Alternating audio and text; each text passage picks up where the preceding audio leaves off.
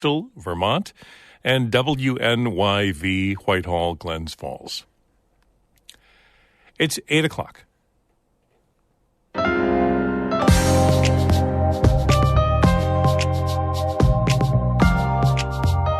Good morning. This is Northern Light for Monday, November 20th. I'm Monica Sandreski. And I'm Todd Moe. Jefferson County and the city of Watertown in particular is dealing with a serious homelessness problem. It estimates that hundreds of people don't have their own stable place to live. Now, they've created a new position. And to really have a laser focus on addressing the needs with the homeless population and the increase that we're seeing with that population. New York's new clean slate law seals some criminal records to make it easier for some previously convicted New Yorkers to get jobs. Republican lawmakers are criticizing the law, comparing it to bail reform. We already have a system that allows for those second chances. And cases have been sealed when it's appropriate. And as part of our ongoing series on murals in the North Country, we'll head to Norfolk and St. Lawrence County.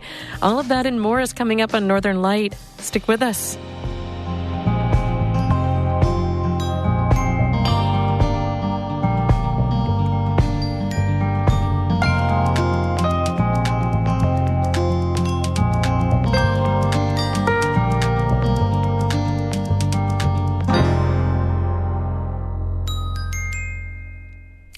Broadcast of Northern Light here on North Country Public Radio is supported by Adirondack Experience. The museum on Blue Mountain Lake open for holiday shopping on November 24th from 10 to 4 and online at the80kx.org. And by Apothecary Chocolates, making gourmet chocolates by hand from all natural herbs, botanicals, and tree syrups. apothecarychocolates.com.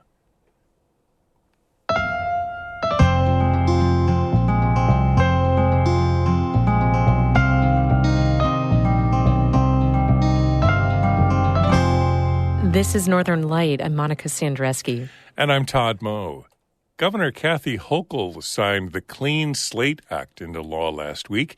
It allows New Yorkers who've been convicted of some crimes and have served their time to have their criminal records sealed in order to get jobs and public housing. But there's already backlash from Republicans in the state legislature. Karen DeWitt has more. The law allows records to be sealed for misdemeanors and many felonies. Governor Hochul says she views it as a crime prevention measure because it enables people to restart their lives and to be less likely to return to crime. I believe that if someone has served their debt to society and the option is to be on the street committing more crimes or sitting in an office or in a work site with a good-paying job to support their families, I will choose that individual to be gainfully employed and continue to contribute to society versus being on the street. The Clean Slate law still allows police, daycare centers, and nursing homes access to the criminal records in order to do background checks. Sex offenders are not eligible for Clean Slate, and Class A felonies, including murder, terrorism, kidnapping, and possession of large amounts of illegal drugs, are also excluded, says Hochul. Whether it's a judge looking to issue an order of protection and weigh the evidence and the history, whether it's a prosecutor, a police officer, or even an employer at a school or a place where background checks are customary, particularly if there's a fingerprint involved, a place where we have senior citizens, a daycare center, a nursing home. So all of those areas are off limits. The law is backed by business groups, including the state's Business Council and the New York City Partnership, as well as the major labor unions. 2 million New Yorkers are expected to benefit from the law. But Republicans in the state legislature say the measure goes too far and will only contribute to a crime spike that's been occurring in recent years. In a statement, Senate GOP leader Robert Ort says the law allows for criminals convicted of some of the most violent offenses, including hate crimes, to have their records sealed during a time when there's rising anti-Semitism. Ort says the victims of crimes and their families don't get a clean slate. Senator Dean Murray, a Republican from Long Island, was among those at a press conference Friday opposing the new law. Senator Murray says without the law, people convicted of crimes could appeal to a judge on an individual basis to have their records sealed. That was one of the fallacies that was being sold when they were pitching this is the only way. If you don't support this, you don't believe in second chances. That's just not true. We already have a system that allows for those second chances.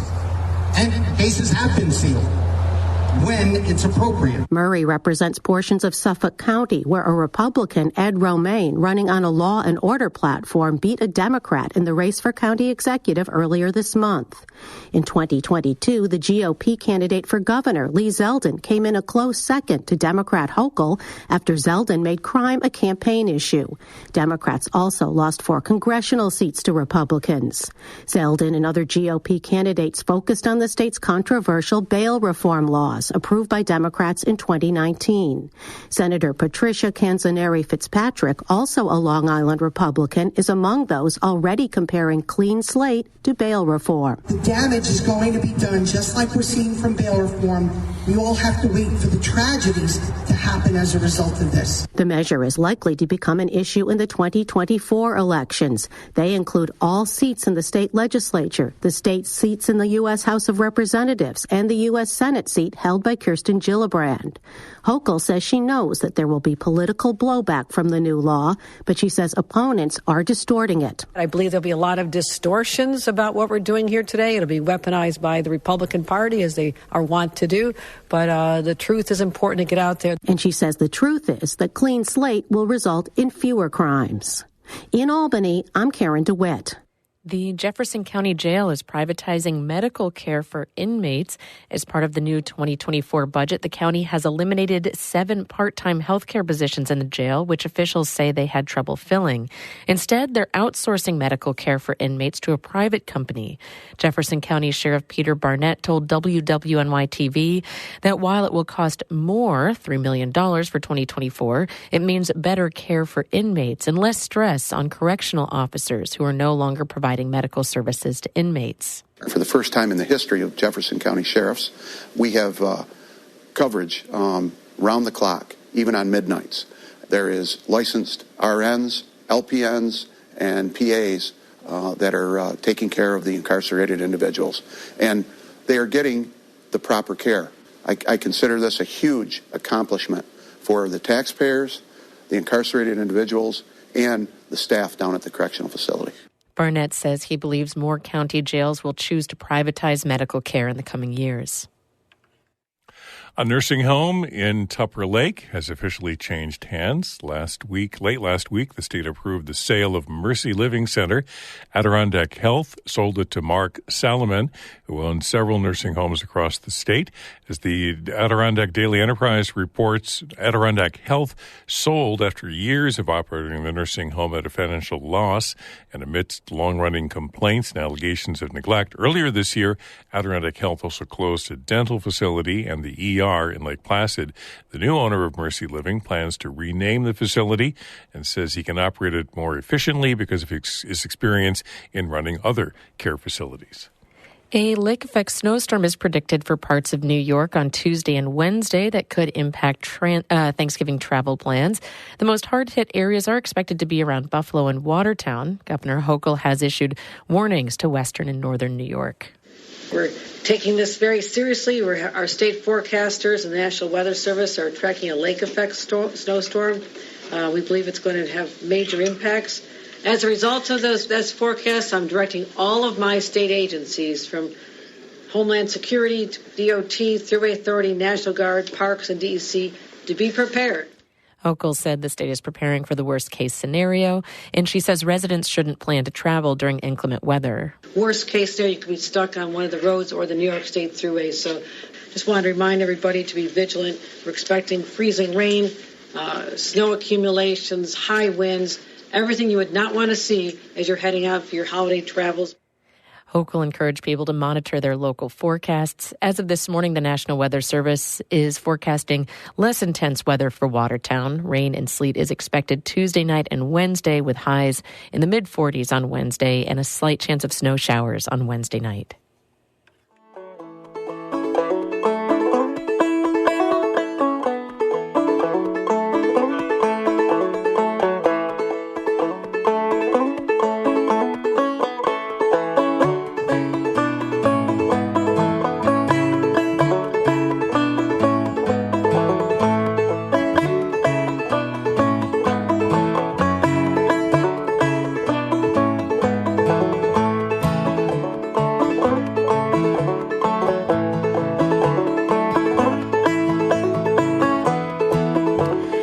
listening to Northern Light right here on North Country Public Radio. It's 10 minutes past 8.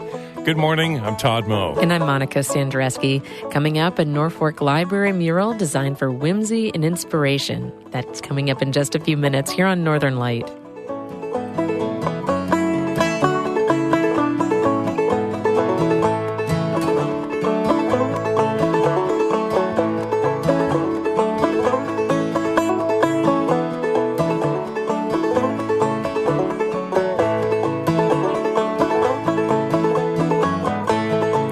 Music by Dan Berggren in Ballston Spa.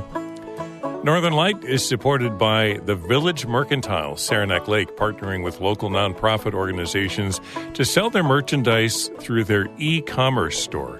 More at villagemerc.com. The Weather Service has sunshine today, light winds out of the north, and a high around 30, lows in the teens likely tonight.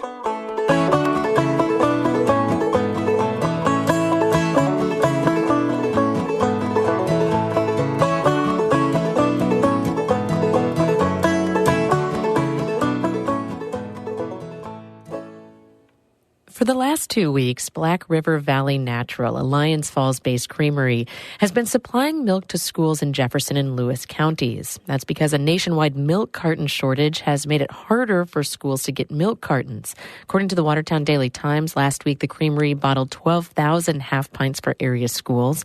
The milk is coming from Grimshaw Dairy Farm in Adams. Black River Valley Natural says it's ramping up production to bottle more milk to supply more schools. Jefferson County and the city of Watertown in particular is dealing with a homelessness issue. It estimates hundreds of people don't have a stable place to live. Plus, the county doesn't have a permanent shelter for unhoused people. Last winter, an emergency warming center had to be set up during a major snowstorm, but it closed in January. A few months ago, the county created a new position, Director of Housing and Special Initiatives. One kind of point person to really have a laser focus on addressing the needs with the homeless population and the increase that we're seeing with that population. That's the new director, Jillian Redder, who spoke with our reporter Lucy Grindon. She says the problem really emerged after the pandemic when a moratorium on evictions expired. The numbers that we're seeing are anywhere between 400 and 500, but it takes into account a variety of definitions of homelessness. When we are talking about unsheltered homelessness, those are really the people that are on the street. But there's other definitions of homelessness. So somebody could be homeless, but they're kind of doubling up with maybe a family member. They don't have their own housing, but they're in a temporary situation, maybe couch surfing kind of thing. What are the biggest needs right now of that population you talked about that may not be living outside but are staying temporarily in a hotel or are couch surfing? There is mental health and substance use challenges among that population, but there's also a good chunk of that population who is really, truly just rent burdened. They might be working and earning wages. However, it's not necessarily enough to meet their housing costs. And so those folks are relying on rental supplement programs to help them kind of bridge that gap. Redder is working on assembling an advisory committee on housing and homelessness. They'll have their first meeting after the start of the new year. Instead of a traditional brick-and-mortar homeless shelter, their plan is to work on getting the city a pallet shelter, a collection of small individual dwellings, each about as big as a shed, which would stay put year-round. They'll also create an emergency response system for distributing supplies to unhoused people when there's a natural disaster. It could be coolers to store food in. It could be flashlights and batteries. It could be warm clothing if needed, depending on when this would occur. It could be, tent supplies. That sounds different to me from setting up an emergency shelter in the event of like a really intense snowstorm, for example. When you're referring to, snowstorm options, we do have a partnership and collaboration with the Salvation Army here in Watertown. For now the second year, they are operating a warming center under our Code Blue regulations. So they can take people in from 8 p.m. to 8 a.m. We are also in the process of setting up with the Urban Mission here in Watertown a daytime drop-in option. Right now, the Daytime Warming Center at Watertown Urban Mission is only accepting people on weekdays. But the state recently awarded about $114,000 to the county to pay for more staffing to keep that center open on weekends. It will also provide some basic supplies and or equipment. So, having adequate furniture, some comfortable seating for people, snacks, and possibly some drinks, coffee, waters, to really keep a program like that running through the end of April. Jillian Redder is the new Director of Housing and Special Initiatives for Jefferson County. She spoke with Lucy Grindin.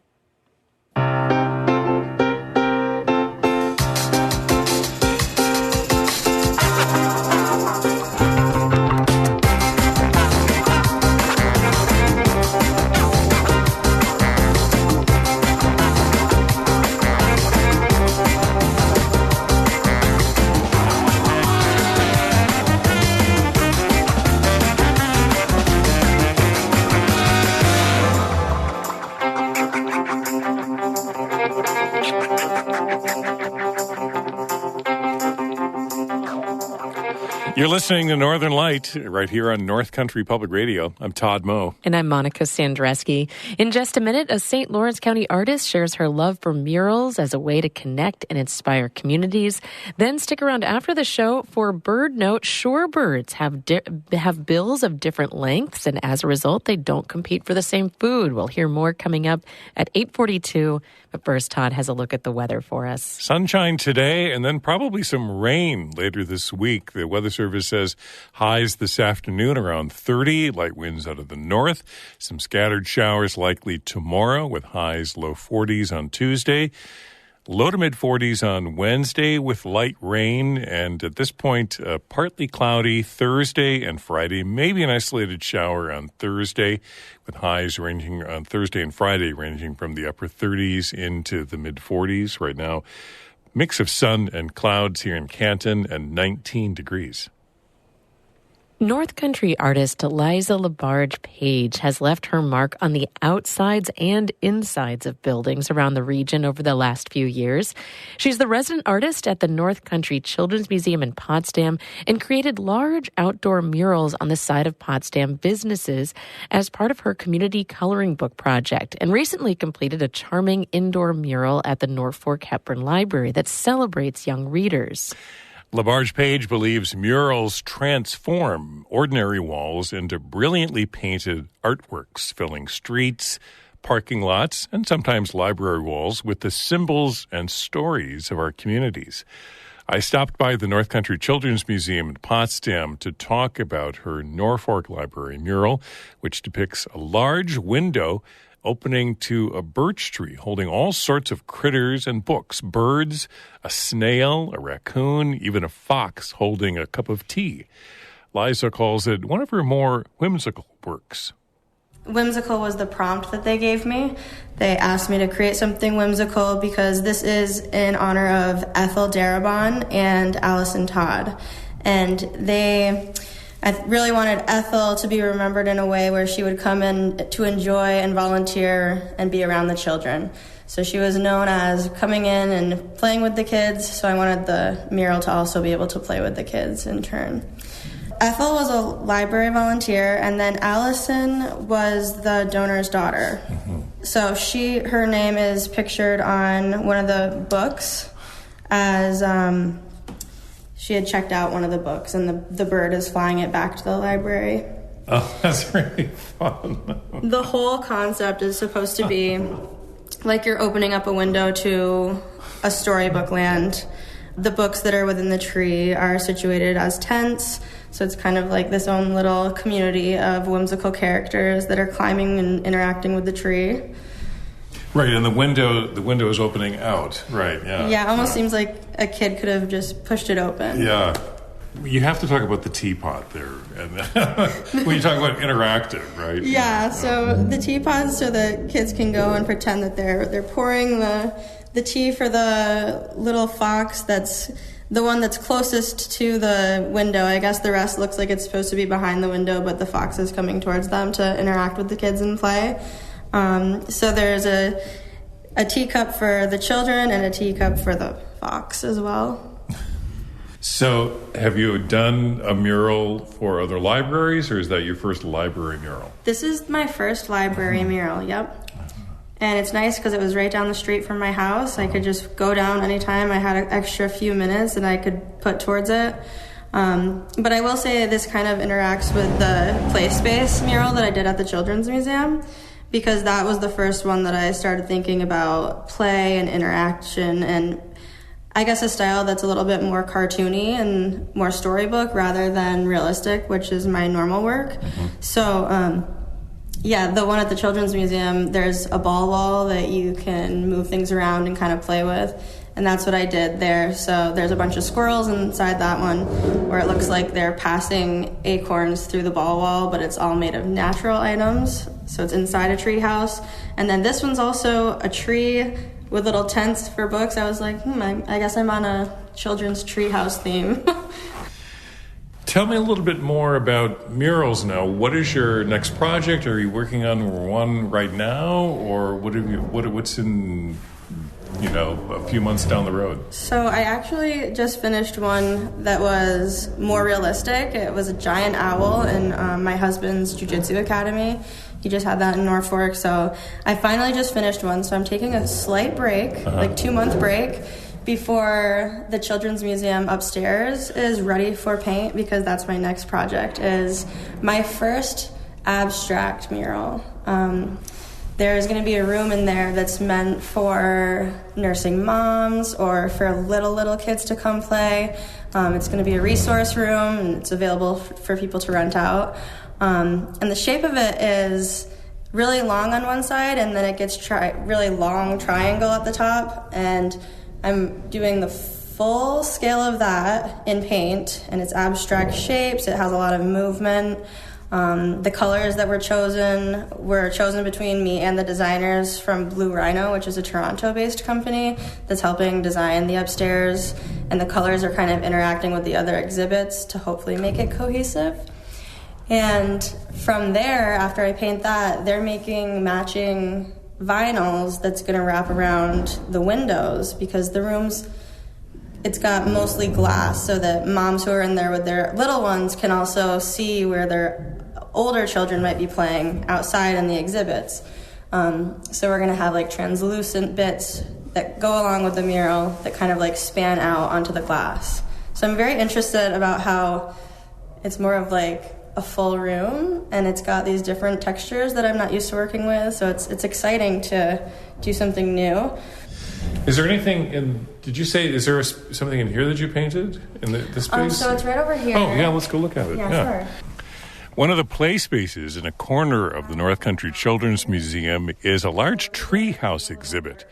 I follow Liza, who crawls through a tree trunk entrance designed for smaller visitors. Oh, this is really fun. Oh, look at the robin and the bear with the honey.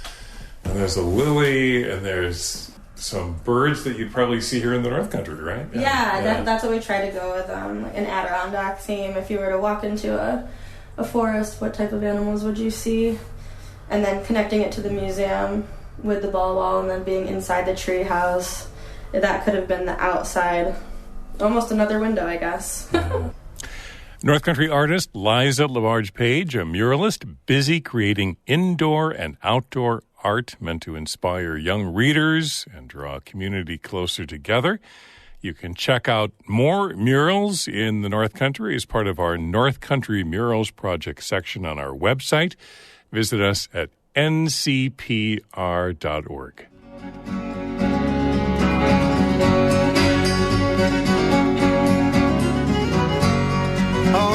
Who's got a place in the choir? Some sing low, some sing high, some sing out loud on the telephone wire. Some just clap their hands, paws, or anything they got. Listen to the bassist, the one on the bottom, where the bullfrog croaks and the hippopotamus moans and groans with a big to-do.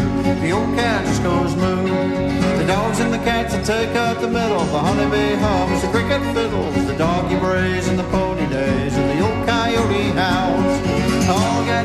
got a place in the choir. Some sing low, some sing high, some sing out loud on the telephone wire. Some just clap their hands, paws, or anything they got now.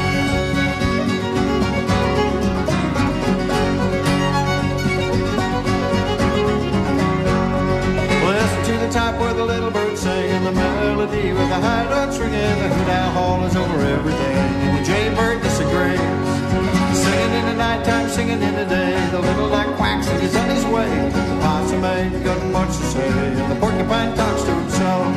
All God's creatures got a place in the choir. Some sing low, some sing high, some sing out loud on the telephone wire. Some just clap their hands, paws, or anything they got.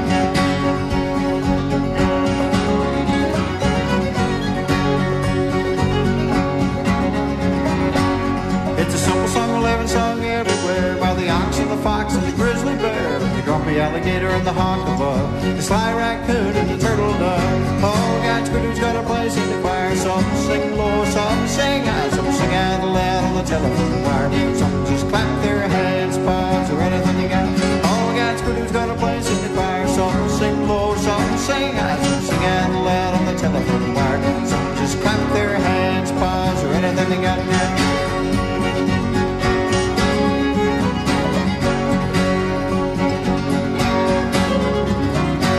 His old God's creature's got a place in the choir. Some sing low, some sing high, some sing out loud on the telephone wire. Some just clap their hands, paws, or anything they got now.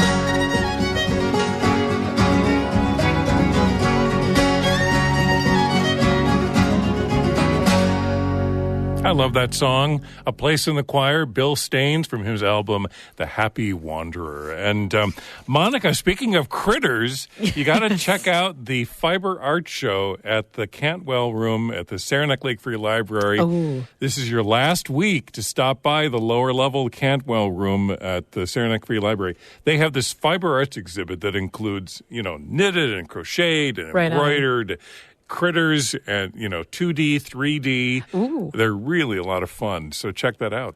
Yes, gotta check that out. Coming up, wrapping up, here really soon. That music also got me thinking about the North Country Fiddlers Jam. Their meet in Potsdam. It's the fourth Friday of every month, so that's coming up this week at 7 o'clock at the Potsdam Public Library. Thinking of Gretchen Kohler and Catherine Janke, who come out and just enjoy a good time fiddling. If you're a fiddler at any skill level, a backup musician or a non-musician fiddle fan, you are welcome to come to the North Country Fiddlers meeting. That's this Friday night at the Potsdam Public Library from 7 to 9. Also, in Blue Mountain Lake, the Adirondack Lake Center for the Arts Back in Blue online series is underway. There are video recordings of performances from this past season that are available to view on the Adirondack Lake Center for the Arts YouTube channel. So check those out. Right now, there's a production of Forever Wild, a song and skit show about the quirks of living in the Adirondacks, and that's on their YouTube channel. Lots of others as well. So check out Elka's YouTube channel. And there's also several community lighting events starting. Of course, at the Wild Center, they present wild lights every season. That's starting this weekend, starting the 24th. Wander into an enchanting, illuminated winter wonderland to explore the sights and sounds of wild lights. Thousands of lights transform the Wild Center campus into a twinkling, family-friendly experience. Find out more at wildcenter.org. And Campton's Holiday of Lights community event is coming up on Friday at 6 o'clock. It's the holiday tree lighting and carol singing starting at 6, followed by activities throughout the park. You can meet and dance with Frosty and friends, enjoy sleigh rides, and even meet the Jolly Man himself. You can find out more from the Village of Canton. That's the Holiday of Lights community event this Friday night at 6 o'clock. Jolly Man, is that me? I think that's you, Todd. Are you going? Santa. Yes. Santa. Oh, that's right. That's right. I've heard of him. It's the second most jolly man I know will be there. Well, that's it for the show for the day. Morning Edition continues in just a minute, and then it's the Marketplace Morning Report coming up at 8:51. I'm Monica Sandreski. And I'm Todd Moe. Thanks for listening. Be well.